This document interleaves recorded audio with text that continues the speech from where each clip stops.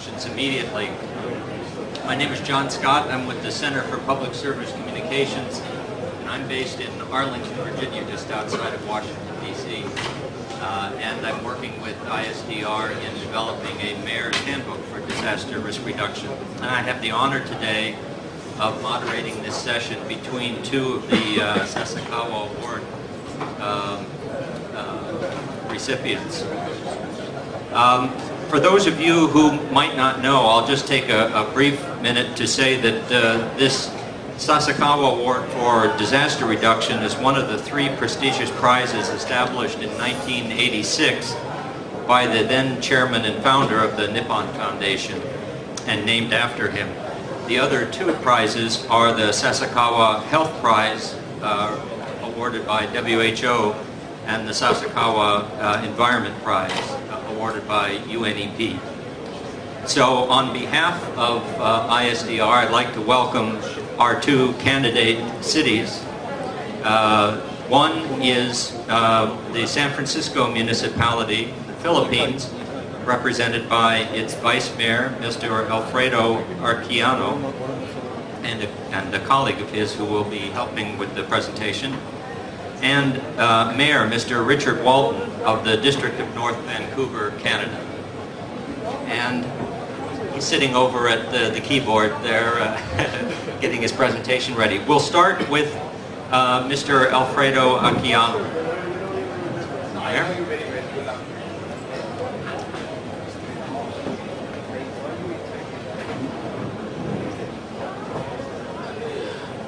I'm not the Vice Mayor. The Vice Mayor is here.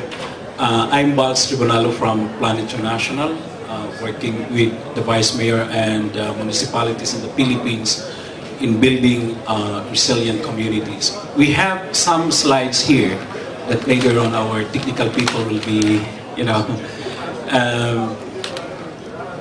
I'll be sharing to you some slides. This is a very interesting interaction because we have Canada, Vancouver, it's a huge city, and from that big lens, then we'll focus to the very small community in the Philippines, which is known as San Francisco Camotes in the Philippines. So it's a very simple strategy how people in the community level engage themselves in building resilient communities. So the mantra is very simple. Think big, start small.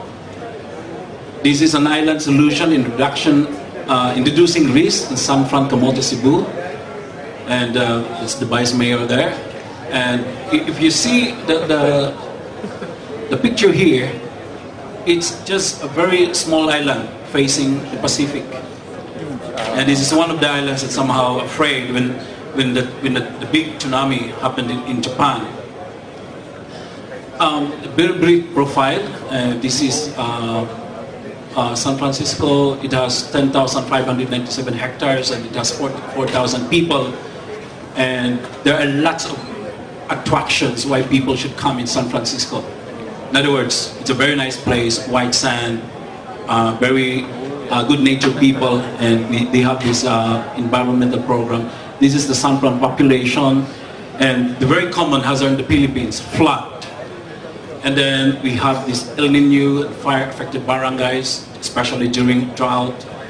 And we also have landslide-prone area in that small island, monsoon wind-affected barangays. And the question is, how San Fran prepared to become resilient? The formula is very simple.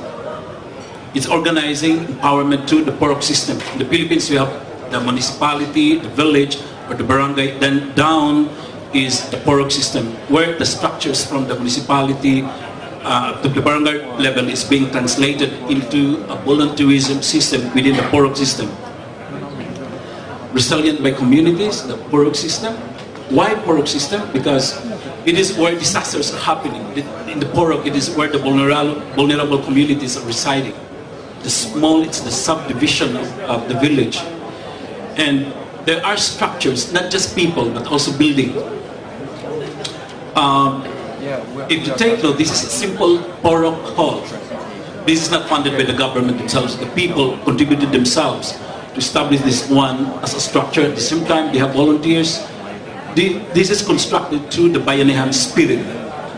So if you think of disaster preparedness, it's not just like people are imposing something, but it comes from the people. We call that one the Bayanihan spirit.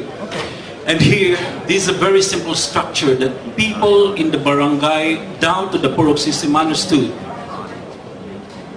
They have the barangay captain, they have the kagawad or the council who is in charge of the Purok, and then you see here, health and nutrition. It's in the Purok system. Down below the barangay level, we have agriculture and livelihood, solid waste management, education, and there we have finance, budget, appropriation, youth, sports development, community infrastructure, women, children, and at the center you see Committee on Peace and Order, Environment, and Disaster Risk Reduction. So if this is one village, we have Purok, Purok, Purok, and each Purok have this system. You can see how resilient people are in terms of development programming and how DRR is being integrated to the program. Here, it is a system guide to the as a guide to guide the community to work together to attain basic needs and system that helps the town in carrying out its own risk reduction programs, such as the following. Take note here. It's very important. Basic information system. How many workers are there? How many children? How many women? Pregnant women? How many professionals? So it's there in the barangay. It's part of the information system. The Purok-based hazard and risk maps, early warning system, tree planting, not just planting but growing, watershed rehabilitation, mangrove reforestation, and of course the basic drills. What is very unique in San Francisco is the engaged young people, children, risk assessment during Earth Day, Earth Hour, and etc. Common to everyone, we have this team, emergency response team. Here you see people responding also to other communities, not just within San Francisco, but to other communities. During the landslide in St. Bernard, the mayor ordered some team to visit the area and support. And like any other organization, they have this community-based disaster risk management system. There are people, and with the people, there are budget, there are plans, of course. And here, this is the typical Municipal Disaster Risk Reduction and Management Council in the Philippines. Here again, we have early warning, damage assistance, rescue, and etc. Here you can see there is an administrative and training. This is the capacity building, research and planning, and operation and warning. And then, of course, we have the municipal mayor. So very simplistic structure, yet it's alive. So we strengthen also the local disaster risk reduction and management council. We have a new law in the Philippines right now, prioritizing disaster risk reduction. And our colleague here from Makati City, they're very good in terms of operationalization of this law in terms of big city. Very important is the consultative planning. Planning is very important here.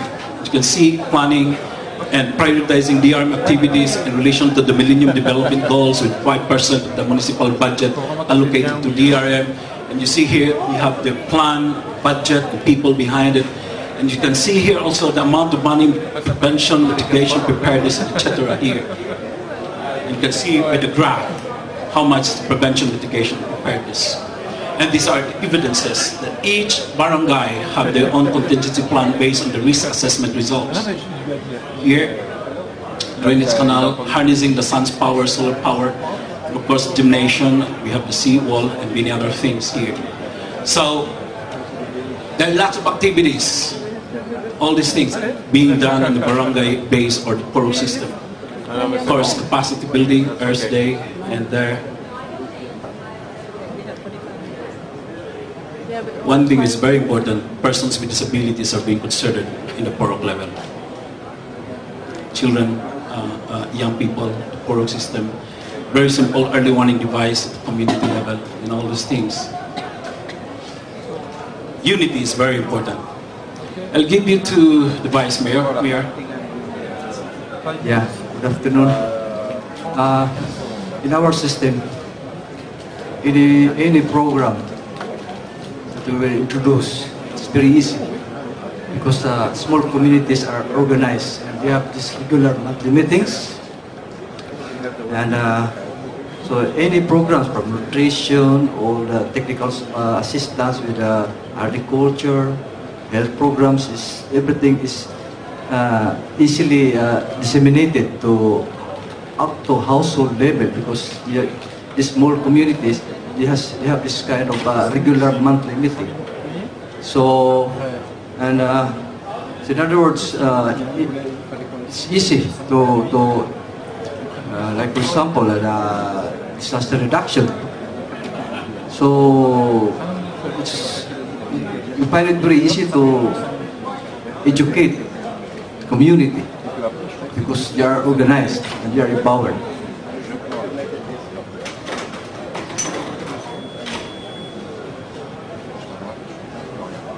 Okay, greetings from Canada, from North Vancouver. We are the community on the north side of the city of Vancouver, and we were one of the sites of the Olympic Games, Winter Olympic Games last year.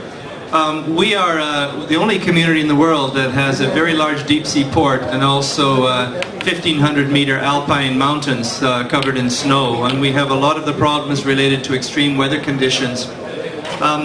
We have an integrated approach to planning for disasters. We involve our residents, businesses, the academic community, 3 levels of government, schools, health organizations. We have a volunteer network of 200 trained individuals, and we have had to respond in the past to landslides, windstorms, floods, power failures, intense snowfalls, and also chemical spills. So what I'm going to do is I'm going to go right into our website quickly, and I'm going to show you some of the things that we have that you can go into. You can copy down the website, and you can go in and take a look at some of the advanced mapping that we've done within our community. Every piece of property is being mapped and identified for risks. And I think we're the only, apparently we're the only community in the world that's actually done this using LiDAR technology. So if you can excuse me for a second.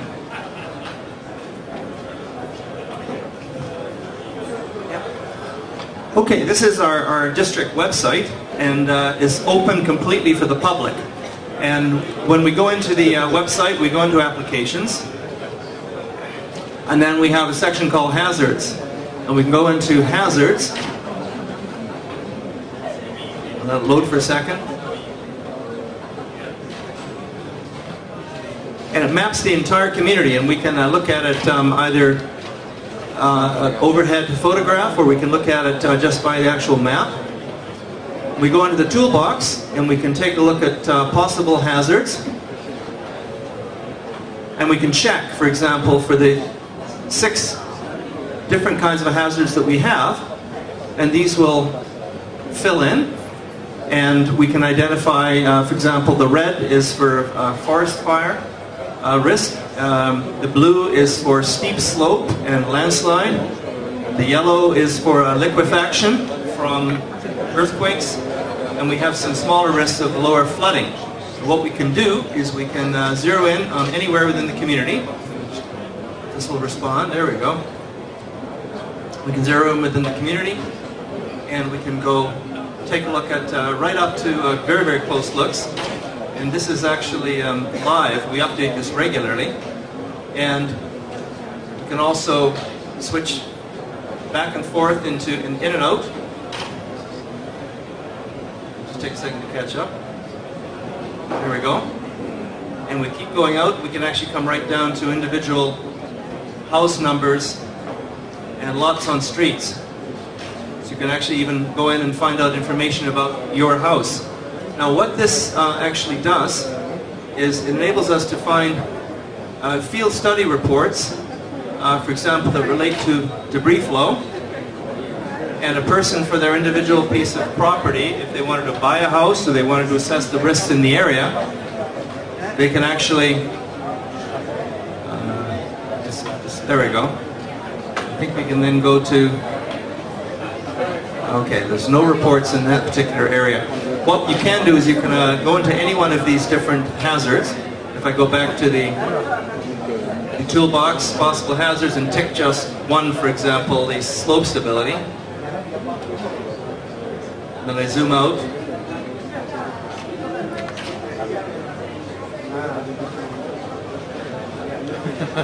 You can actually go into any one of these properties and click on the dot, and then you can go and find the geotechnical report, which will tell you any of the risks that are associated with this property. So we find many of our residents who are looking at buying a home or moving can actually go right in, and we have public all of the geotechnical reports that have ever been written, so people have an opportunity to ask questions themselves. We found when we had a very bad landslide with loss of life about 6 years ago, we turned to the city of Hong Kong, and Hong Kong had mapped all of the slopes in Hong Kong are mapped technically, and all the reports are public. And Hong Kong said, make everything public as quickly as possible, make everything transparent, and allow everybody to decide for themselves what the risks are associated with it. So I thought I would leave it at that point.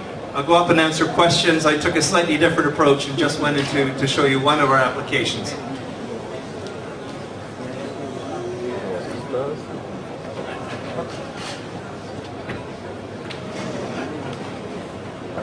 Okay. The format for discussion will be that we'll start with 10 or 15 minutes discussion between the two presentations to let them have a chance to react to each other.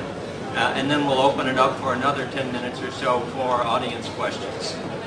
So let me just start by asking the Vice Mayor from the Philippines, what did he see in the presentation of his colleague from Vancouver, North Vancouver, that had either some similarity or a noticeable difference from the situation in San Francisco, Philippines?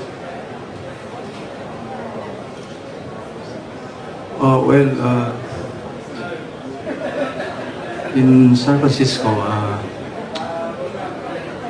we really focus on the empowerment of the community, and in fact we have this kind of policy. We have this no dole out policy, and in fact they deposit money at their agreed amount and for their contingency funds, and with the limited resources that we have, and yet the community is moving forward to the 10 essentials, like for example, 10 essentials. We are working on it to be resilient, the community to be resilient. Thank you, and I'll ask the same question to North Vancouver. Well, I enjoyed the presentation very much from San Francisco, and I think I saw many similarities because in our community as well, we involve so many different groups and organizations. And of course, the challenge is to ensure when a disaster comes, we found there's two kinds of disasters. And I was in Hawaii when the Japanese earthquake took place, and I had an opportunity to observe the state of Hawaii response to it. And of course, they had I think 6 hours notice that there was a tsunami wave coming towards Hawaii, and they had lots of opportunity to call in all of the emergency response over 6 hours, and it worked very effectively. But many of the responses that are not weather related, for example, a landslide or a chemical spill, can come very quickly. And if you have to respond within minutes in order to protect lives, that's when how efficient your communication system with all of the various groups that need to respond. That's a very different kind of emergency, and we found that we're learning from other communities all around the world when one of these, what I call a quick disaster, happens. We learn from those who already with that experience about the kinds of things you can do, and we can always be better. I think every time I hear another community and I see how they approach something, I learn something and take something home. We're fortunate in Canada in that we are a rich enough community to have a lot of technical resources that most communities in the world don't have. And that, we recognize the fact that we should be a leader and we should be a teacher because we have the opportunity to invest in these. And that's the role we're taking. Let me ask, much has been discussed so far during this conference about the role of the private sector in risk reduction. And you mentioned that, among other things, you have agricultural industry and you have tourism. So how have those private sector elements in your society and your economy been involved in your risk reduction strategies?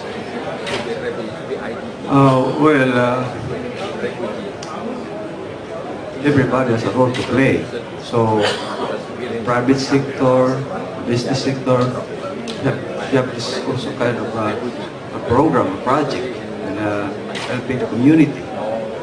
And tourism side, of course, the resort operators are organized, and they work on how to improve the services, and also support our program, especially solid waste management, in which we're able to implement at a household level.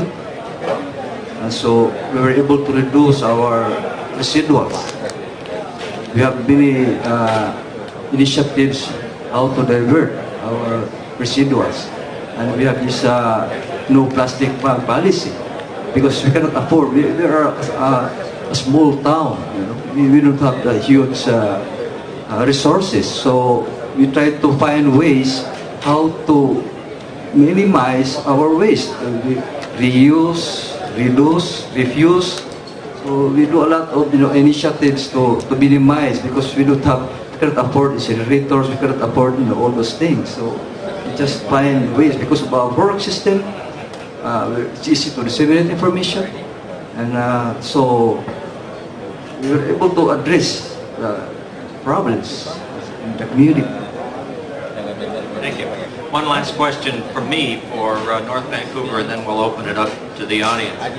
Sticking with the idea of the private sector involvement, I noticed your impressive mapping system, and I wonder, there have been other attempts to do something like that and identify local and specific individual family risk, and frequently the real estate sector challenges that because it may be perceived by them to make it difficult to sell homes as a result of that. Have you had that experience, and if so, what's the dialogue you've had with the real estate sector? When we posted all of the geotechnical reports that showed the level of risk that existed in many of our residential areas, we had quite a few people talk to their lawyers about suing our local government for the drop in value of their house, and some dropped as much as in US dollars, maybe $50,000. But the interesting thing was, within 1 year, the market had understood the information, was very grateful to have the information, and all that went away. And now people will actually pay more for a house if they have access to all this public information, because they feel there's nothing to hide. So it is, when you bring in this technology, yes, it's a concern, especially in United States or Canada, where people love to sue each other. But that does go away, and always the best practice is be transparent. Put all the information out so everybody knows there's nothing behind the scenes, there's nothing that's being hidden from people. Once they realize that that information is out there, and it is real, and it is the truth, at that point, that fear goes away. Thank you. Okay, you've heard presentations from two of the premier risk reduction communities in the world, recognized by ISDR through its Sasakawa Award program. Any questions from the audience?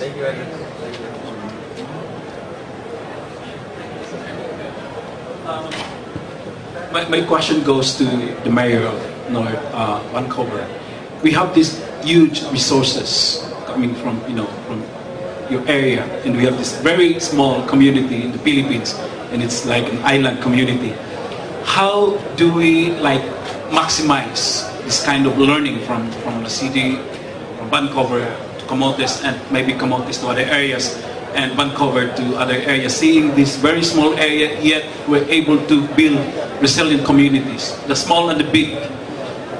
Well, that's a good question, but I would say that technology is very helpful, and we have access to a lot of technology.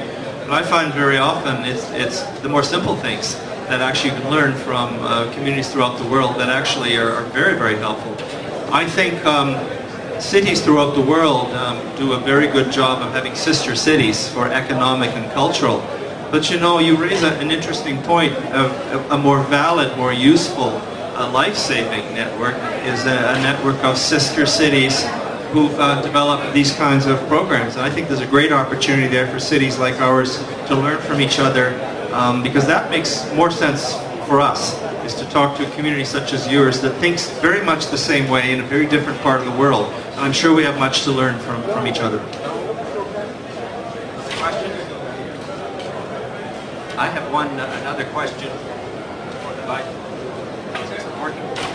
For the Vice Mayor. And I'm not sure that I'm accurate with this, but I know in many areas of the world that are island communities or make a living off of the water, that one of the challenges, particularly with early warning and preparedness, is with the fishing community, who sometimes feel that storms are good opportunities to catch more fish, and therefore they take their own lives at risk. And if you make the argument that every time a life is at risk, it's not just the individual life that's in jeopardy, it's the family and it's the community. How have you worked to communicate with fishermen, if that is an issue in your community, so that they understand the risk and they take care of themselves and protect their industry? Very good question, because I was in the fishing business for 15 years before I ran for local government. So ever since, as far as our town is concerned, as early as 1990, I already have a weather facts. I monitor storms, I track storms. So with this system that we have, it's information dissemination is not that hard. So we can always warn our fishermen. And fishermen are organized. They are organized, so they know what they're doing, and they have this communication. So if ever there's a warning, of course, they will not go out. Yes, I agree. When there's weather disturbance, that's a good opportunity because the price of the fish is high. But we know we can track storms where it's heavy. We can forecast. We have forecast for that. We can monitor the satellite. So of course we can always give good information for our fishermen for safety of our constituents.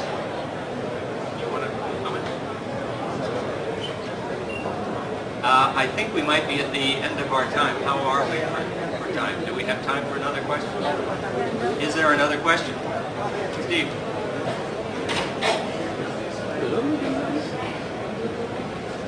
Thank you. I'm just interested in the mapping exercise and how you applied criteria to rate the level of risk in at least some of those risk categories. I guess geotech reports are fairly cut and dried, but there must be some fairly fine judgments to be made which would add to the city's concern or anxiety about getting it right.